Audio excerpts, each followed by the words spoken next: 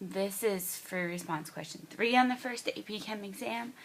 And I look and I see 3-liter sample of an aqueous solution, 10.7 grams of K2S. The whole thing is 3 liters. And I see 24.5 grams of BAS. First thing I notice, they both have S. What is the minimum number of moles of AgNO3 that must be added to the solution in order to precipitate all of the S2- and Ag2S? Okay, so I'm trying to make Ag2S. Well, if I'm trying to precipitate that with AgNO3, I obviously have to react it with S2-. And the part that I care about, the part I'm reacting, is the Ag+. If I'm going to balance that, I got to put a 2 out here. So I'm going to totally ignore the NO3 and the AgNO3 because that's just a spectator ion. It's not involved in any of this, and I don't need to worry about it. So looking at this, I really need to find out how many moles of S2- there are in the whole thing, and then I can figure out how many moles of Ag I need. So first thing I have to do, obviously, is a T-chart then to figure out moles of S. So in K2S, if I have grams of K2S and mole K2S, and then when I find moles of K2S, I can then find moles of S2- in that, because in each mole of K2S, there's 1 S. So now I just need to find the molar mass, so I'll go look that up in just a second. So I'm going to do the same thing here. Grams of BAS to moles of BAS. I, again, have to look up the molar mass. Moles of BAS down here. Moles of S2- up here. So it looks like for each mole of BAS, there's also 1 mole of S. So now let me get a periodic table and find those molar masses. So for K2S, each K is 39.1.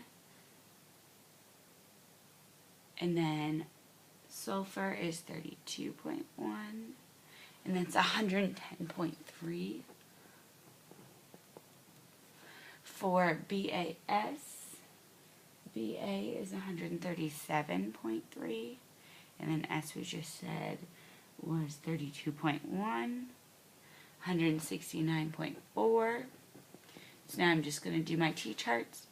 10.7 divided by 110.3 is 0.097 moles of S2-. And the other one, 24.5 divided by 169.4, that gives me 145 if I round appropriately, moles of S2-. So now I know my moles of S2- is both of these numbers added together.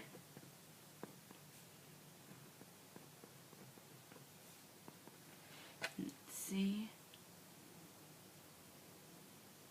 That gives me, whoops, I hit the wrong button on my calculator. 0.097 plus 0.145 gives me 0.242 moles of S2-. Now I need to figure out how many moles of Ag+, and therefore how many moles of AgNO3 I need. So let's start my T-chart.